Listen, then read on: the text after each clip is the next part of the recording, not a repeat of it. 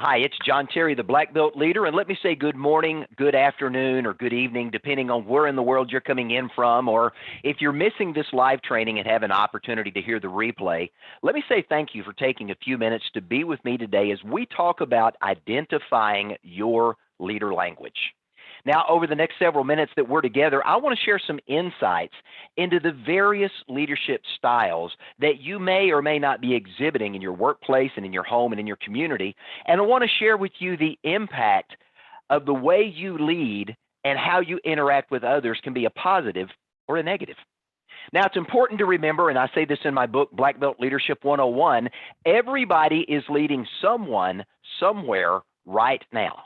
Every single day, you and I are leading ourselves and other people. It might be members of our family. It might be a team at work. It could be a volunteer organization you're working with. You could be an employer with employees underneath you, but every single day you're leading. So the question is this: how well are you leading? So understanding your very unique leadership style can give you some great insight into how to better lead yourself so that you can more efficiently and effectively lead others. Being a great leader means learning to be a great communicator with those that you're leading. And really, what are we trying to do at the end of the day? Create a better, more productive outcome for everyone involved, and that includes you. So I want to start this presentation with a question. How do you define leadership?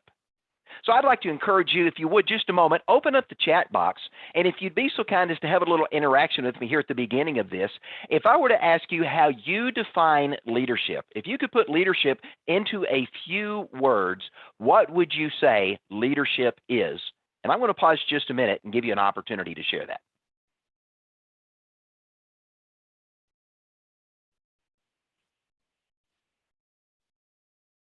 Come on, Ike, I see you hanging out in there. Brad, I need to hear from you guys. Leadership, setting the example and leading from the front. Thanks, James. Ike says leadership is influence. Ike and I have a common mentor that we work together with, Dr. John Maxwell. So thank you for sharing that, Ike. Outlining the direction to go and the tools to use. Those are some great answers. So let me pose this same question another way. A good leader should always blank, and then you fill in the blank. Now, I want you to think about that particular sentence as we go through, and we have an opportunity to look at different styles of leadership. And really how you answer that question right now can reveal a lot about the leadership style that you're practicing, whether you're realizing you're practicing a leadership style or not.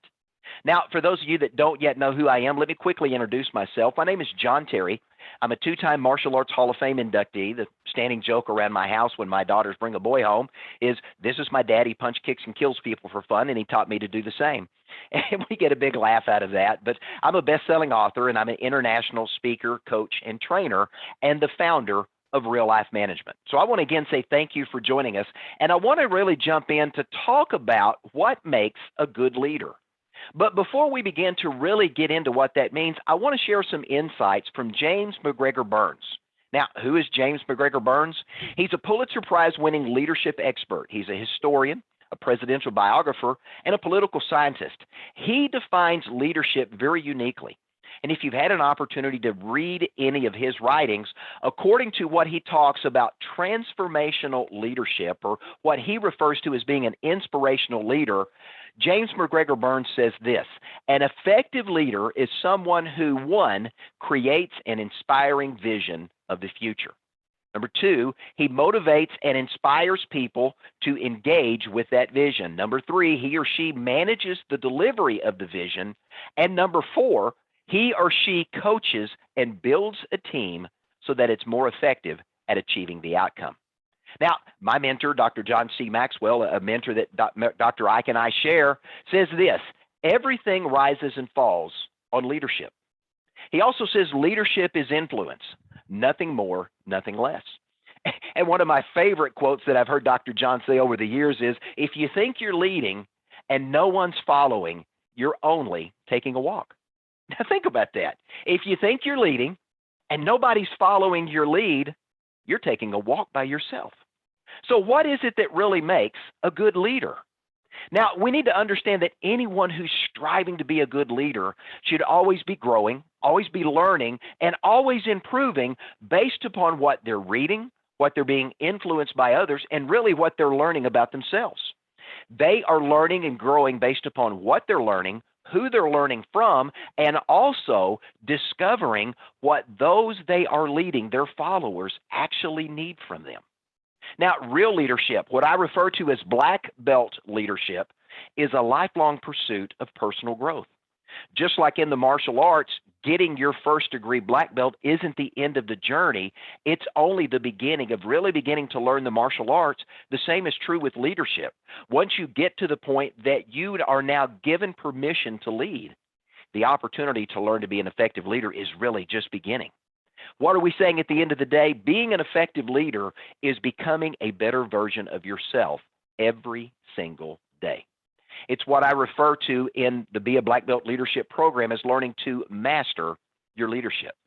Now, the longer you lead, the more likely you're going to complete the sentence, a good leader should always blank, a little bit differently. Because as you grow and mature as a leader, you're going to define leadership a little bit differently. But in order to grow as a leader, you first need to know where you are right now, your strengths and your weaknesses, so that you can continue to hone your strengths and address those areas of weaknesses that you either need to have complementary leaders come alongside you to fill that gap or improve in those areas yourself. So let's break down the way that you answered the question of how you define leadership. And maybe you didn't realize it when you join me today, but I'm going to ask you to take a test. I'd love for you to grab a piece of paper, and we're going to take a few minutes, and we're going to go through a very short survey that was developed by leadership expert and professor Bill Torbert, along with psychologist Susan Cook-Gutra. Now, they developed what's called the Leadership Development Profile, and this is going to help you determine which leadership style you're currently modeling in the way you live life based upon some action statements I'm going to share with you that you most agree with. So here's what I'd like for you to do. With pen and paper in hand, I'm going to share a series of statements about specific types of leaders. And when you hear a statement that you agree with, I want you to write down the corresponding letter and number that goes with that particular quote. Now, these quotes are going to be in white. The corresponding letter and number are going to be in yellow, so they're going to be very easy to pick out. Now, at the end, I'm going to kind of share some insights of how we look at what you said describe you as a leader and give you some thoughts about what type of leader you are and some ideas about how you can improve.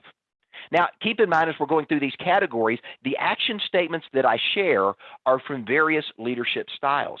And the vast majority of people share attributes of more than one leadership style. So just because I'm introducing a particular leadership style doesn't mean you're going to be pigeonholed into one box. Most individuals that are leaders are very adaptable and flexible, and as a result of that, they can move from one type of leadership style to another. Also important to remember that there are different ways to lead, and some are more effective than others. But we need to learn and understand the most effective and efficient ways to lead so that we can continue to hone our skills to get better in those areas. So at the end of the day, we can ultimately get a better outcome for us, for the team that we're leading, and ultimately the audience that we as a group are serving. So let's get started. I want to first talk about the individualist.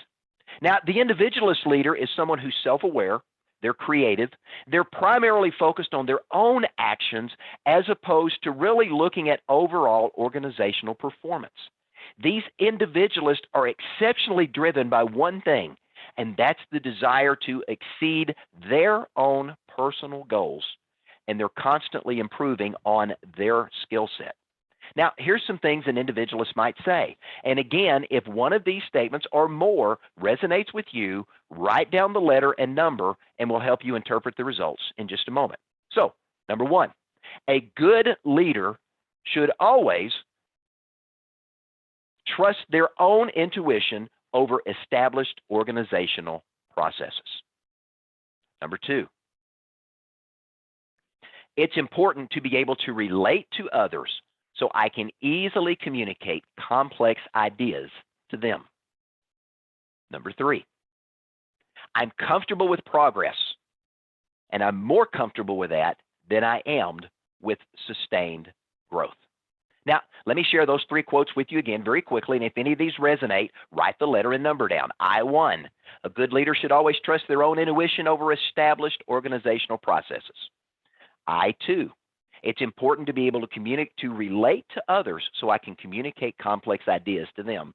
And I3, I'm much more comfortable with progress than I am sustained success. That's the individualist. Now, another leadership style is that of the strategist. Strategists are individuals who are very, very aware of the overall environment in which they're currently operating. They're aware of what's going on around them, and they make it a point to get a deep understanding of the structure and the processes that allows their organization to thrive. But at the same time, a strategist is able to keep perspective, to apply strategic critical thinking, and is constantly evaluating where can we get better? Where can we improve? Now, what are some of the things a strategist might say? Number 1, a good leader should always be able to build a consensus in a divided group. Statement number 2, it's important to help develop an organization as a whole in addition to the growth of individuals. Statement number 3, conflict is inevitable, but I know enough about my team's personal and professional relationships to handle that friction. So again, let's revisit those strategies as we look at the strategist and think into how they think and how they operate as a leader. S1, a good leader should always be able to build consensus in divided groups. S2, it's important to help develop an organization as a whole in addition to the growth of the individuals. And S3, conflict is inevitable, but I know enough about my team's personal and professional relationships to handle that friction. So let's take a look at the alchemist. Now, what distinguishes an alchemist as a leader from other leadership mindsets is their unique ability to be a big picture thinker, while at the same time, they understand the need to really focus on the details of what's required to get the big picture accomplished. Now, the alchemist style of leadership understands that no department, no employee is overlooked because the input from everyone is valuable to getting the greatest insight into how we improve and get better. So here's some things an alchemist might say. A good leader helps their employees reach their highest potential and possesses the necessary empathy and moral awareness to get there. Second thing an alchemist might say is it's important to make a profound and positive impact on whatever I'm working on. Number 3, I have a unique ability to balance short-term needs and long-term goals. So let's revisit those. A1, a good leader helps their employees reach their highest potential and possesses the necessary empathy and moral awareness to get there. A2, it's important to make a profound and positive impact on whatever I'm working on. And A3, I have a unique ability to balance short-term needs and long-term goals. Now, let's look at the opportunist style of leadership. These individuals are guided by a very interesting philosophy, and that's an innate distrust of other people. They really rely on a facade of control to keep employees in line. When you see an opportunist leader taking place, they typically believe in that old adage of an eye for an eye and a tooth for a tooth, and opportunist leaders at times can be very vindictive and very manipulative and very, very controlling. So here's some things an opportunist might say. A good leader should always view others as a potential competitor to be bested, even if it's at the expense of their personal development. And they might also say, I reserve the right to reject the input of those who question or criticize my ideas. So let's revisit those 2 philosophies of an opportunist. A good leader should always view others as a potential competitor, someone to be bested, even if it's at the expense of their own personal and professional development. Or number 2, I reserve the right to reject the input of those who question or criticize my ideas. Now, again, there's a diplomatic style of leadership where the diplomat is not concerned about control. They're more concerned about causing minimal impact to the daily routine by conforming to the status quo and going through following existing norms and completing their task with as little friction or pushback as possible. So a diplomatic leader might say something like this: a good leader should always resist change since it risks causing instability. Diplomat may also say it's important to prove the social glue in team situations safely away from context. I'm sorry, let me reread that. It's important to provide the social glue in team situations safely away from conflict. And they may also say, I tend to thrive in more team-oriented or supporting leadership roles. So let's revisit those. A good leader is always resistant of change because it risks causing instability. It's important to provide the social glue in a team scenario to move them safely away from conflict. Or 3, I tend to thrive in more team-oriented or supporting leadership roles. Now, the last one we want to take a look at is the expert.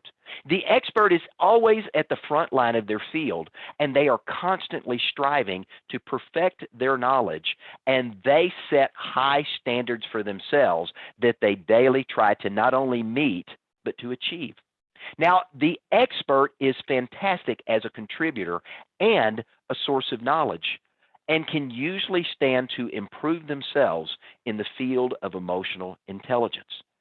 Expert leaders tend to get more focused on the task than the people involved in getting the task accomplished. Now, here's some things an expert leader might say. A good leader should prioritize their own pursuit of knowledge over the needs of the organization and their direct reports. An expert leader might also say, when problem solving with others in the company, my opinion tends to be the correct one. Now, let's revisit those two statements of an expert leader. A good leader should prioritize their own pursuit of knowledge over the needs of the organization and the people that report directly to them. Or they may say, when problem solving with others in the company, my opinion tends to be the correct one. So here's the question: which type of leader are you? Hopefully you've had an opportunity to write down some of the statements that you said describe you as a leader. And the more statements you agree with, the more likely you are to practice a mix of leadership styles. So let me break it down for you. Well, if you agreed with everything a strategist said, then you may be a 66% strategist leader, but you're also showing tendencies of a democratic leader because 1/3 of the responses of that strategic leader strategy that we shared tend to be also democratic traits. Now, if you only agreed with one statement, you may be everything the Alchemist said, but by the same time, you could be partially transformational, partially strategic, and partially democratic, because most people are a mix of leadership styles. So grab your piece of paper and let's take a look at how individuals fare out based upon which of the character qualities of leadership you said describes you. Now, if you're a democratic leader, S3 was very, very important to you. And if you were an autocratic leader, O1 and O2, E1 and E2 were important to you. The laissez-faire leader, you can see the attributes there. And with each of the leadership styles I'm going to quickly go through, you can see how the answers to those questions seem to indicate the type of leader that you are. Now, odds are, if you're like most leaders, you're a little bit of several of these, but let's take a look at the primary leadership styles that have been outlined as a result of this study and see where you fall. So let's look at first, democratic leadership. Now, for those of you that fell into that category of being a democratic leader, you'll be happy to hear that this style is commonly a very effective style of leadership. Democratic leaders tend to make decisions based upon the input of the team. Although the leader may make the final call, each employee has opportunity to have input on the decision that's going to be made. Now, democratic leadership can be one of the most effective leadership styles because it allows everyone on the team, even the lowest level employees, to have some level of input in the decision-making process. That ultimately leads to having more skin in the game and generally leads to a more loyal workforce that's going to be willing to work to accomplish the goals and objectives of the organization.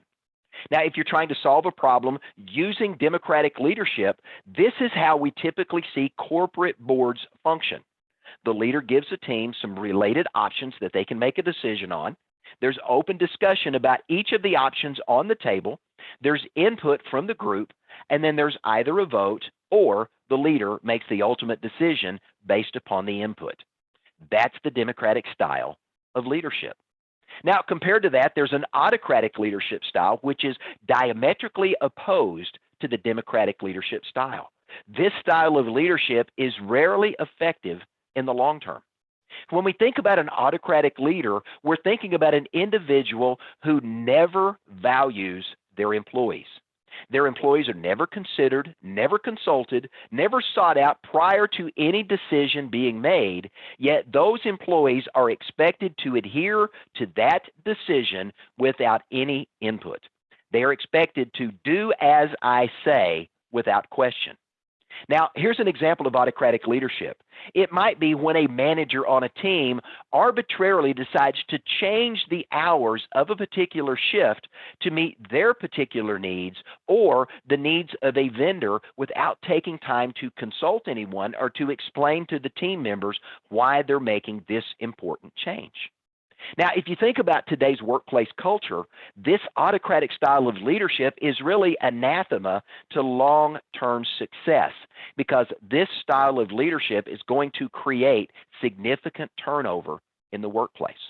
So if you find yourself as an autocratic leader, you really need to give thought to becoming more open and more considerate to those on your team, seeking their input, their guidance, and their advice. Because a true leader understands you can learn from anyone and everyone, and just because you've always done it a certain way doesn't mean there's not a better, more efficient, or more effective way to get things done. My mentor, Dr. John Maxwell, says one is too small a number to achieve greatness. And if, as a leader, you want the organization you're leading to achieve great things, you need the collective wisdom and the perspective of those on your team that may reveal new and better ways of doing what you're always doing. Now, the laissez-faire leadership style is interesting because the word laissez-faire simply translates as let them do. And the laissez-faire leadership style refers to a leader who essentially gives almost all authority over to the employees, and they allow the employees to be self-directed leaders of themselves. Now, we often see this in young startup companies where you have a number of dynamic individuals on a team that are self-sufficient, and that may work for a while where you don't need major policy decisions and a small group that is intimately focused on achieving a goal or a vision or pursuing a passion. Everybody is laser-centered on seeing that outcome come to life. But as you begin to add team members, that laissez-faire leadership can run into problems because you begin to put full trust in employees who may not have been fully briefed and fully embraced your vision for what you want to be known for and how you want to be perceived in the community and the goals and objectives that you want to accomplish and the way that you want to serve your audience. Now, this laissez-faire leadership style can be very empowering to your employees, but it can also lead to competing ideologies of how you want to get things done. You may want to serve your customer, your audience in a certain way, but if you give everyone the autonomy to serve them in the way they see fit, they may serve your audience in a way that is inconsistent or incongruent with what you want to be perceived at as an overall organization. And this can send a mixed message to the audience that you don't care or that your people have their own ideologies and they're really not concerned with serving your audience, and that's the customers that you have an opportunity to work with every single day. Now, there's also strategic leadership, and this is really at the intersection of an individual who understands the company's operations to do business today and to be profitable today, but is also looking for those future growth opportunities to be able to expand and seize new opportunities and new markets that may present themselves. This leadership style is a style of inquiry, constantly looking at what's going on and examining the overall marketplace while making sure that the business is still operating consistently and stably. But again, looking for that next pivot or that next tweak or that next opportunity they want to seize. One of the things we do know about strategic leaders is they're constantly vigilant. They're constantly honing their ability to anticipate new opportunities by scanning the environment for signals of change. Now, they also have a tendency, and this can be one of their fallacies, that they oftentimes get stuck on studying failure. And if they're studying failure the right way, this can be a positive. But if they're studying failure solely looking at what didn't work, that can be problematic. Good strategic leaders see failure as a learning opportunity, identifying what didn't work, but why it didn't work, and also identifying if that didn't work, what other options or alternatives can we pivot to that could work, and focusing energy, effort, and resources there to keep the organization consistently moving forward, growing, stretching, tweaking, with an objective of not only serving the audience well, but getting better at serving that audience every single day. Now, the transformational leaders are those that are always looking to improve the status quo. They're always pushing their team to grow and to reach outside their comfort zone. This is where some of the most successful organizations in the world find their greatest success. They are investing in their most important asset, and that's their employees that get the job done every single day.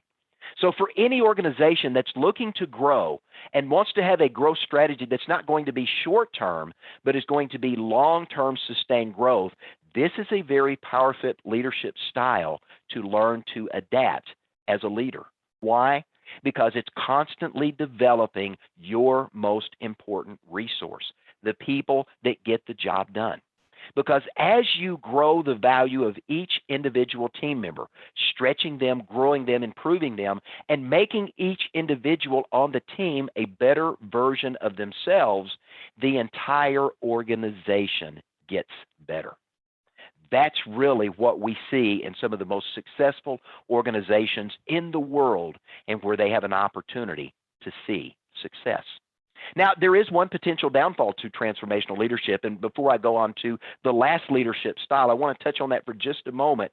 Transformational leaders sometimes, in the goal of growing everyone on the team, occasionally will forget that people grow at different rates of speed. And people have an opportunity in personal growth and development. Not everybody grows at the same rate and at the same speed. So if you're doing coaching and direction, it's important that that transformational leader customize their approach to the individual team members so those that struggle to grow or learn in a more intent, focused, deliberate manner can grow alongside those that grow at a much faster rate. That's why we see these all-important transformational leadership organizations and the groups that want to go there work with a leadership coach or a mentor like the team here at Black Belt Leadership. Now, the last leadership style I want to point out, and this is really one of the more common styles of leadership that we see, and it's one of the reasons we see so many organizations fail. It's the transactional leader. Now, these individuals do one thing. They simply reward their employees for doing the work they're expected to do and nothing more. No incentive, no opportunities for growth. You simply do what I put you to here, and you stay in this status quo relationship of doing what you've always done the way you've always done it because we're not going to change. So a transactional leader does what? They establish roles and responsibilities for each one of the members on their team, each employee, but they encourage their employee to strictly do the bare minimum. This is what I expect you to do, and I'm not going to reward you if you do more than that. There's no incentive for growth. There's no incentive for promotion. Everyone is simply there to do a job and allow the organization to maintain what it's doing. Albert Einstein describes that as the very definition of insanity, doing the same thing over and over and expecting a different outcome. And yet far too many organizations today treat this as the leadership style they want to embrace and adopt and teach others to follow. It's not a strategy for growth. It's a strategy that's focused on maintaining what is rather than what could be. It's a focus on maintaining the status quo and doing things the way they've always been done and simply crossing your fingers and hoping something is going to change. A transactional leader is more concerned with not going backwards than they are about taking the action steps and positioning the members on their team to have an opportunity to move forward and grow and make the organization better. Now, I will mention one more leadership style just in passing, and that's what we call bureaucratic leadership. This is traditional, old school leadership where you have a leader that simply goes by the books. You follow the rules and you do what the rules say and nothing more. They listen to employees to some degree, but they reject any idea that goes against company policies of best practice or this is the way we've always done it. Why change? A bureaucratic leadership system simply leads to autocratic leadership over time and results in high turnover, lack of productivity, and ultimately the demise of an organization. So, we've looked at various leadership styles, but let me point out one thing in common that we have to have. Regardless of the leadership style that you have and the leadership style that you want to develop to take the organization or the team that you're leading to the next level, there are aspects of leadership that you need to be constantly focused on and improving. One of the most important of those is communication. I'd like to encourage you at the end of this, and I'll be sharing a link for all of you that signed up for this event to access a complimentary training that I did a couple of months ago called Learning to Be an Effective Listener, Mastering the Art of Listening. And in this, I teach you how to become, regardless of your leadership style, a better, more effective listener to get things done. Becoming a better communicator means not just learning how to speak, but learning how to ask good questions that lead to conversation. And more importantly, it's learning how to listen actively and intently and focused so you don't just hear the words that are being said, you hear the intent and meaning behind the words. And when we talk about communication and we think about communication as a leader, remember, you're responsible for one-to-one communications, communications between the departments, staff-wide communications, as well as how phone communications with the public are going to take place, email, social media marketing. All of that is communication, and learning to lead yourself well in this area is so, so important. And that's where learning to be an effective communicator can significantly improve your ability to be a better leader. Now, at the end of the day, the goal of a leader is to do one thing. That's to inspire your workers to go, to do, and to go the extra mile to help your audience, your end user customers, experience something that makes them want to come back and do business with you again. And they have such an enjoyable experience. They not only want to come back, they want to bring their friends, their family, their neighbor, their coworkers to come back. And through training your team properly to lead themselves well, as an effective leader, you can create a referral-based model in your business that allows you to scale your business in a way you've ever seen. And if you as a leader are inspiring your people to go the extra mile, you're rewarding, you're complimenting them, and you're bragging on what they're doing to help the organization grow, what are you doing? You're building their self-esteem. And when you build your teammates' self-esteem and their confidence in themselves, they stay endeared to you and they embrace the vision of your business as their own. Now, important to remember, the ultimate responsibility of a leader is to do one thing, to teach those who are following you to learn to lead, first themselves and then others. Let me say that again. The ultimate responsibility of you as a leader is to do one thing, to teach those who are following you to lead. To first lead themselves well and make good choices, and then secondly, to learn to replicate that in others that they're leading. This is how successful organizations grow, mature, and make a significant impact over time. And this is how you as a leader have an opportunity to move from success to significance. So let me leave you with a thought as we get ready to wrap up here in just a moment. Number one, in order to keep your team motivated, you need to be investing in your team. The most successful organizations hire a coach to be a part of their organization and to help drive their success going forward. In fact, there was a recent study that was put out by Forbes magazine talking about the power of coaching in creating significant scaling with a business. And that's something invaluable that you should do. So I want to encourage you, if you're not already doing so, make personal growth a part of your company's culture. Show your employees that you are committed to them by asking for their feedback, by being open to listening to their concerns and their ideas, recognizing them and complimenting them in front of their peers, learning to recognize and understand the different styles in which they communicate and the way they work, recognizing the uniqueness of their personality, and saying thank you for the work that they do. When you invest in your employees, you are investing in the growth of your organization, and the ROI, the return on investment, can be stratospheric in terms of what you always have trouble with that word. Gives you an opportunity to see a significant return. How about that? Now, here's something else that's important that we need to make sure that you as a leader don't do. And it's a common sign of beginning leaders or leaders who simply get a title and they don't yet really know how to lead. Novice leaders believe that delegating tasks is a sign of weakness, but it's not. Good leaders, effective leaders, and if we look at the most successful leaders in the marketplace today, they practice the Pareto principle, the 80-20 rule. And here's how they apply that. Good leaders spend 80% of their productive time every single day focused on the 20% of things that they do best.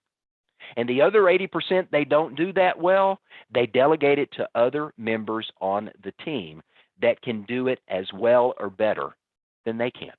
Now think about that. If you as a leader spent 80% of your productive time every single day focusing on the 20% of the things that you do better than anybody else in the organization, and you delegated the rest to other people who did the very same thing, how much more effective would your organization be? How much better would the results be, and how would your success scale if everybody was working based upon their unique skill set? That's something we teach you how to do here at Black Belt Leadership as we teach you how to identify the unique leadership skill set of your team. Identifying the skills of your employees and assigning duties to them based upon their unique skill set. Now, what are you doing? You're being smart, you're being strategic, you're being resourceful. And this is where a coach and a mentor can be invaluable. We as an organization can help you and your team identify the unique skills of each member on the team and help you properly position them to get a better outcome. We typically see within 90 days to 180 days a 30 to 40% increase in productivity and results as a result of going through this very simple exercise with those on our team. And remember this, if we can get the team better, we get the organization better. And now you're serving your audience better than you've ever served them before. And all of a sudden, you become in demand. Now, as we wrap up, let me leave you with this. Simon Sinek, the author of an incredible book, and if you haven't read it, I strongly recommend it. The book is called Start With Why. You can find it on Amazon. It's an amazing read. Simon's an incredible thinker, and I value the opportunities I have to hear from Simon periodically. But Simon says this, a boss has the title. A leader has the people. So let me begin to wrap this up by asking you a question. Are you a boss or are you a leader? I want to challenge you to do what's necessary to be a leader, but not just a leader. I want to challenge you to become a black belt leader, someone who looks inside and identifies within you and every member on your team the unique skills, talents, and abilities that each person on your team has, and not only discover those, but to develop and deploy them so that your organization masters its opportunity for success. Because when you do that with yourself, you become a black belt leader in life that masters your life, masters your skills and your abilities, and you teach the other members on your team to do the same. Your organization begins to perform with black belt excellence. And when that happens, you master the art of whatever it is that you do. You stand out in the crowd as unique and different, and you begin to attract your ideal audience to you in a way you've never attracted them before. Now, I want to say thank you for taking some time to be with me today, and I'd love to offer you a free gift. And one of the tools that we use here at Black Belt Leadership is a tool that we call real life management. It's an opportunity for you to take a very informative 3-minute survey, and this is going to be my gift to you as a result of participating in today's event. For a limited period of time, we've removed the $19.95 price tag from this particular survey system that we use in advance of us doing this workshop. And for the next 72 hours, those of you that catch the replay are going to have an opportunity to do this yourself. I want to encourage you to go to reallifemanagement.com and take the 3-minute survey. What we're going to do at the end of that is I'm going to share with you a report that helps identify aspects about your leadership style that may give you a deeper insight into who you are and how you lead. And if you've got some questions related to that, I'm happy to have a follow-up conversation with you to help you understand more about this particular tool and what it says about you. My gift today for saying thank you for being with us. Now, I want to say thank you to our sponsors that made this possible today: Vision Advisors, Hall of Fame Financial, Rocket Fuel Design, the International Martial Arts Council of America, the United States Martial Arts Hall of Fame, and Real Life Management, who is making this particular resource available to all of you today. Now, again, my name is John Terry, the Black Belt Leader, and if you're not following me on social media, let me encourage you to do so. You can go to my website, beablackbeltleader.com, go to the Contact Us page. There you're going to find links to all of my social media resources. Every single day we're posting a tool, a tip, a resource, something to help you grow yourself as a leader, something to help you use with the team that you're leading, the organization that you're helping provide some guidance to, tools and resources that are available there free of charge every single day, 5 days a week, to give you an opportunity to do that. We also have a podcast that goes out every Thursday. You can have an opportunity to subscribe free to that. The link to that is there on our website as well. So I encourage you to do that and take a look at some of the other tools and resources we have. And if there's interest in how we as an organization can serve you and help you scale the success that you're doing, my contact information is there as well. So on behalf of all of us here at Black Belt Leadership, I want to say thank you to all of you for being a part of this event. Thank you for allowing me to speak into your life today. Wish you a phenomenal rest of the week and look forward to an opportunity to share with you again. Thanks for joining me and have a great day.